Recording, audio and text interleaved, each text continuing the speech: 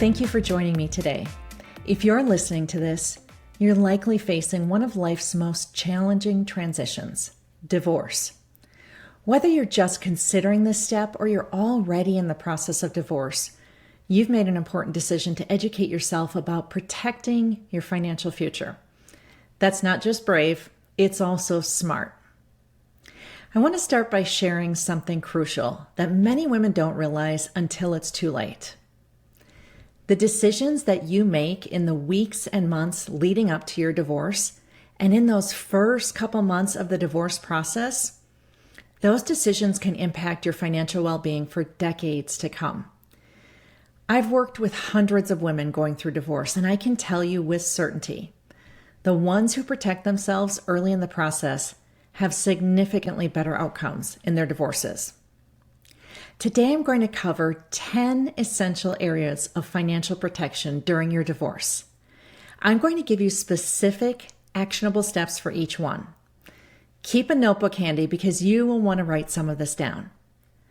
Let's start with some of the most urgent things that you need to do. These are the steps that simply cannot wait until tomorrow. First, let's talk about protecting your bank accounts and your credit. This is crucial, and here's why. Once divorce proceedings begin, many women find themselves suddenly cut off from the family's finances. I have seen this happen countless times. Joint accounts are emptied, credit cards are canceled, access to online banking is taken away. I want to make sure that doesn't happen to you.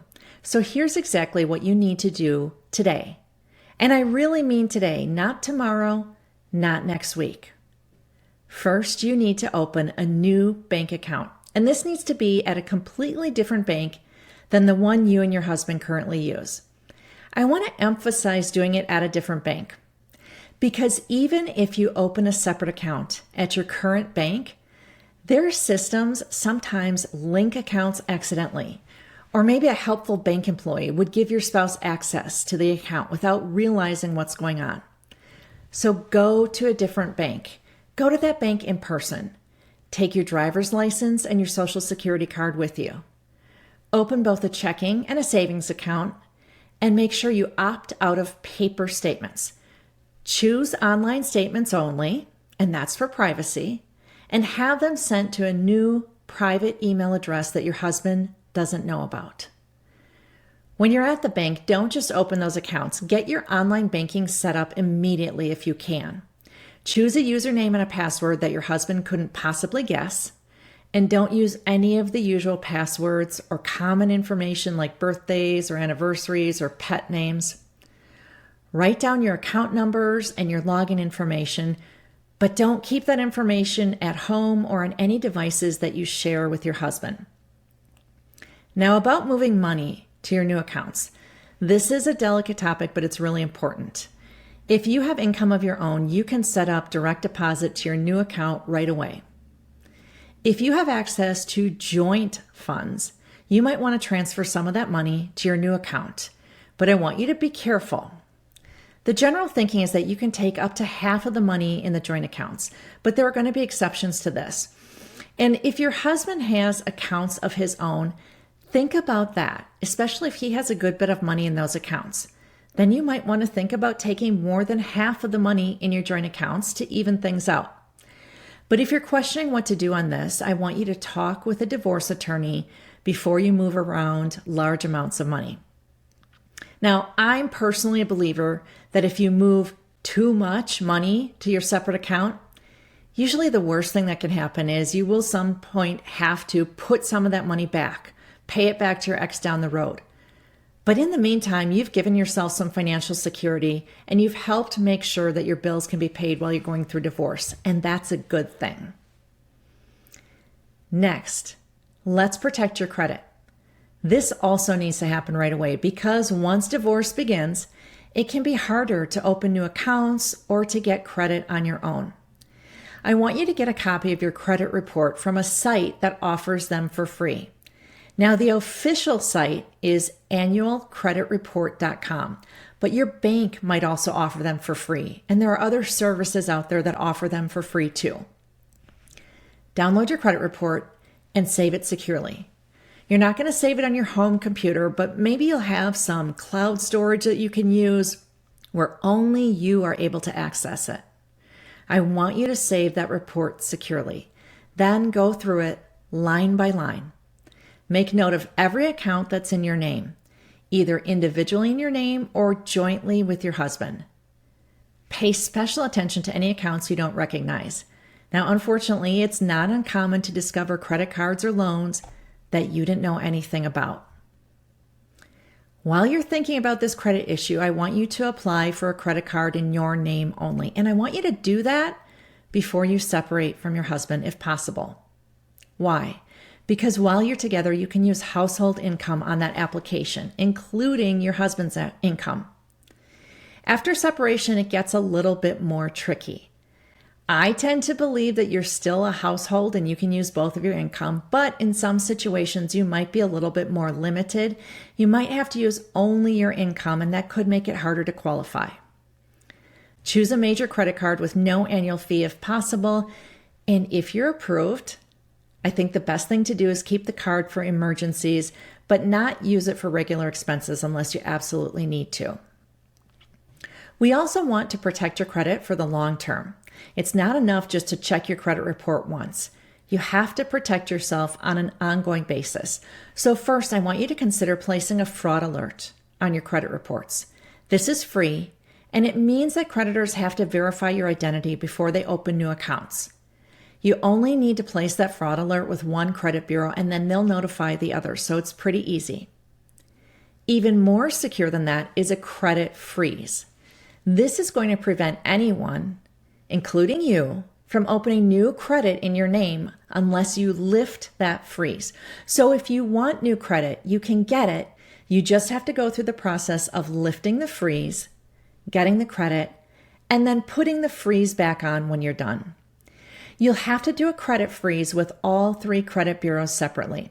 It's free, and again, you can lift that temporarily if you need to apply for credit. I want you to make sure you're monitoring your credit card statements carefully for any unusual charges. Sometimes, if your husband knows he's going to be served with the divorce papers, he might go on a spending spree with joint credit cards. If you see anything suspicious, document it immediately and consider freezing or closing those joint accounts. Now let's talk about protecting your most important documents. You need to gather and secure those documents before they become difficult to access. And what I mean by that is when you're heading toward divorce, sometimes you might lose access to systems. Documents might be hidden. Your name could be taken off accounts. Here's what you need to collect. First, all of your tax returns for the past 5 years. Make sure you get every single page and every single attachment. Don't just grab the first couple of pages. You are going to need the complete returns, including all of the schedules. These tax returns can tell you so much about your financial situation that you maybe weren't aware of before. It's going to show you some investment income, maybe if there are rental properties or businesses. There's a ton to be learned from them. Also get copies of all bank statements for every account that you have. Joint accounts and those in your name only, and do that for at least the past year. Now, if you can get 2 or 3 years worth, that's even better. Download everything from your online banking if you have access to that. If you don't, go to the bank and request the statements. Then make sure you look at your statements very carefully. Are there transfers to accounts that you don't recognize? Are there regular payments that you weren't aware of or you don't understand? Take notes of anything unusual that you see. You're also going to need investment account statements, retirement account statements, credit card account statements. Think about getting recent pay stubs too, both yours and your spouse's if you have access to them. What about protecting your retirement future? This is absolutely crucial, and it is something that a lot of people don't think about because they think retirement is a long ways away. I can worry about that later. But here's the deal. On average, women's standard of living drops 45% after divorce. She gives up so much financially in the divorce, and one of the main reasons that things drop is because she hasn't protected retirement assets. So here's what I want you to do as you're heading into your divorce. First, understand your rights regarding Social Security. If you were married to your husband for at least 10 years, you're going to be able to claim benefits based on his earnings record. And it's not going to affect his Social Security benefits at all. It's just something that may help you. It doesn't matter if he remarries, but if you remarry, you are going to lose this Social Security option. So this is something you're entitled to. Don't let anyone tell you that you should be giving up this right in exchange for other assets. This is a non-negotiable. You collecting Social Security on your ex's earnings record doesn't affect him at all, and this is not something you should be giving up in your divorce. What about pensions and retirement accounts? If your husband has a pension, you might be entitled to part of it. It requires a special court order called a QDRO, QDRO, which stands for Qualified Domestic Relations Order. It's a separate document and a separate process from your divorce decree, and it has to be done correctly, or you could lose your rights to a pension entirely. Don't wait on the QDRO. Start talking about it. Start working with a qualified attorney who does QDROs all the time so you can make sure you're going to have this done the right way. Now, when it comes to the pensions and the retirement accounts, do not be scared off by your ex claiming it's my account or making threats that you don't deserve part of it. Let's be real. That retirement money was intended to be for both of you during your retirement. It doesn't matter whose name is on the account or whose name was on the paycheck. You were saving for retirement together, and the law protects your interests. In most cases, you do actually deserve at least half of that retirement. Now, when you're thinking about 401ks and accounts like 401ks, you need to make sure you understand their true value after taxes. So taking $100,000 of a 401k is not worth the same thing as if you took $100,000 in cash during your divorce. Why? Because that 401k, when you take the money out, is going to be taxed. If you need access to the money before retirement and you take the money out early, you're going to have penalties. So there are some costs involved with that 401k money. So $1 over there is not necessarily the same as $1 in a bank account or in home equity. Keep that in mind. Now, let's talk about a critical point about retirement that many women overlook, and that's the impact of career interruptions. This happens way more often for women than for men. If you took time out of the workforce to raise children or care for family members, your own retirement savings and Social Security benefits have likely been impacted. That is why it's so important to factor retirement benefits into your divorce settlement. Too often, I see women giving up their rights to retirement accounts. Maybe they do it in exchange for the home. Maybe they do it just because they don't want the fight or because their ex has coerced them to leave those retirement funds alone. That can be a really costly decision. Let's move on to protecting your personal information and your identity. I want you to start with your devices, your phone, your tablet, your computer. Even if you think your husband would never spy on you, it's better to be safe than sorry. Start by changing all of your passwords. Use strong passwords, at least 12 characters long, with a mix of upper and lowercase letters, numbers, and symbols. Never use passwords that your husband could guess, like your children's birthdays or anniversary dates. Check your phone for any tracking apps or family location sharing that might be enabled. On iPhones, you can check both the Find My app and any third-party apps that might share your location. On Android phones, check Google's location sharing settings and any installed apps. If you find anything concerning, don't delete it yet. Document it first because that might be important information for your attorney. I want you to set up two-factor authentication on all of your important accounts, especially your email and banking.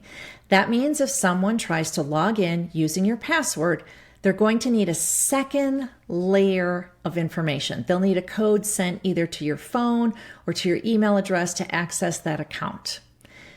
Make sure those codes aren't being sent to any email addresses or phone numbers that your spouse can access. And then create a new email account that your husband doesn't know about. Use it for all divorce-related correspondence and for setting up your new financial accounts. Let's talk about your home and property. Start by taking a complete inventory of your household goods and your valuables. Use your phone to take photos or videos of every room, every closet, every drawer that has anything important in it. Open safe deposit boxes and document what's inside. Don't forget about any collectibles that you have, artwork, jewelry, or family heirlooms. Pay special attention to items that might have some significant value but could be easily moved or sold. Again, things like artwork, antiques, silverware, coin collections, trading cards, firearms, expensive jewelry. Document not only what the items are, but where they're located. And if you have appraisals or insurance writers for any valuable items, make copies and store those copies securely. At some point in your divorce, you're going to need to know how much all of your assets are worth. This information is going to be critical to getting a fair settlement. Now, you don't have to worry about putting down numbers for all of these items now, but if you do know some of the numbers, start to jot them down. It's going to save you some time later. The most important thing right now is documenting what you have, because yes, assets start disappearing in many divorces. So it's great to have pictures, lists, and supporting documentation for those valuable assets. Now, when we're talking about assets, one of the biggest decisions you're going to have to make is what to do about the family home.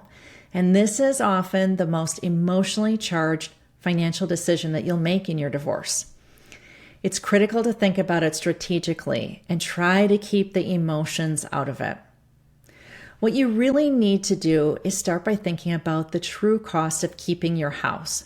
Write down every single house-related expense: the mortgage payment, your property taxes, homeowner's insurance, utilities, regular maintenance, and major repairs that might be coming up. Don't forget about all those little costs like the lawn care, pest control, homeowners association fees. Add it all up so you can figure your real monthly housing cost. Now, you also want to know the real value of your home. Don't rely on online estimates. Those are a starting point, but they're usually off by tens of thousands of dollars. You should probably get a professional appraisal of your home so you know the real value of it. You also want to understand your mortgage situation completely. How much do you owe? What's the interest rate? How long do you have to pay on it yet? When would you need to refinance to get your spouse's name off the mortgage? And also think about the tax implications of keeping the house. When you go to sell that house someday, you're going to be able to exclude part of the profit on the sale from your taxes. However, there are a bunch of rules surrounding that, and there could be a tax cost to you when you sell the house that might affect your decision. So you should talk to a tax professional about your situation. And then also think carefully about the emotional impact on your children when it comes to the house.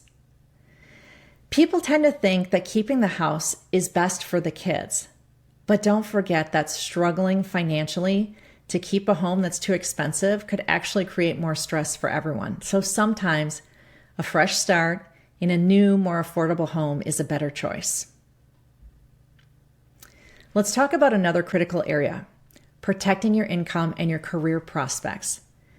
If you're currently employed, you should take a few steps to protect your professional life while you're getting divorced. So first, I want you to make sure that your work communications are secured. If your job sends you emails at a personal email address, then change that email address that they use to that new one that we talked about a few minutes ago. Using that new private email address is going to ensure that your work information can't be tampered with. I want you to update your emergency contacts at work immediately. Remove your husband's name and add a trusted friend or family member.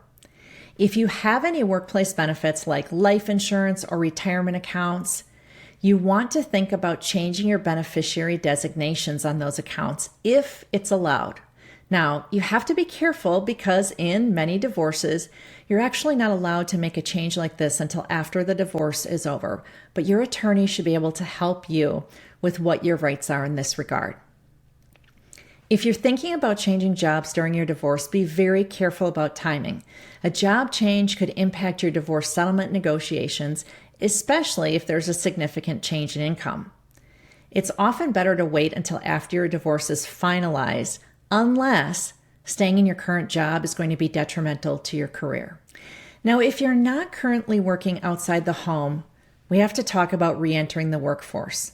So you're going to have to think about updating your resume, but don't worry about those gaps in your employment history. Everyone understands that this happens.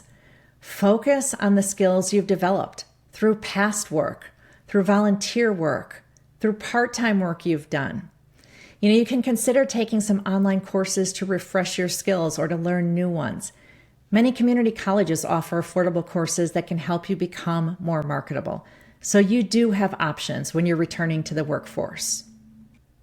I want to talk a little bit more about tax planning because the tax implications of divorce can be complex. Here are a few of the key points that I want you to understand. First of all, your tax filing status is going to be determined by what your marital status is on December 31st. If your divorce is not final by December 31st, then for that year, you are still going to file married, but you can file married filing jointly or married filing separately. If you file jointly, you're going to be responsible for any tax problems with that return, including any underreporting of income or inappropriate deductions your ex might take.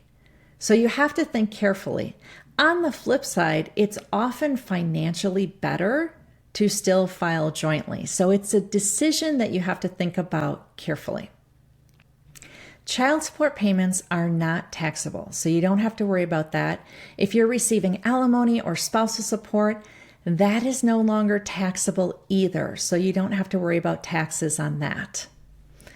Property transfers between spouses during the divorce are usually tax-free, but what happens after the divorce could trigger some taxes. So for example, if you receive stocks or real estate in your divorce, when you go to sell those later, it may create some tax liabilities for you. So you want to know about this before you agree to take certain assets in the divorce settlement. Now let's address protecting your personal information beyond financial accounts. In today's digital world, this is absolutely crucial. Many women don't realize just how much personal information they're exposing through their everyday online activities. So let's start with your social media accounts, and I mean all of them. Facebook, Instagram, TikTok, X, LinkedIn, any others that you might be on. First, review all of your privacy settings on each platform and change those privacy settings to the most restrictive options available. Remove location sharing, remove check-in capabilities, do that all right away. Turn off any features that will show when you're active or online. Be extremely careful about what you post during your divorce. Even innocent posts can be misinterpreted or used against you. So a photo at a restaurant might be used to argue that you're spending too much money, or a check-in at the gym could reveal your daily routine. A post about a job interview could impact support negotiations. I actually want you to consider taking a complete social media break during your divorce. But don't delete the accounts.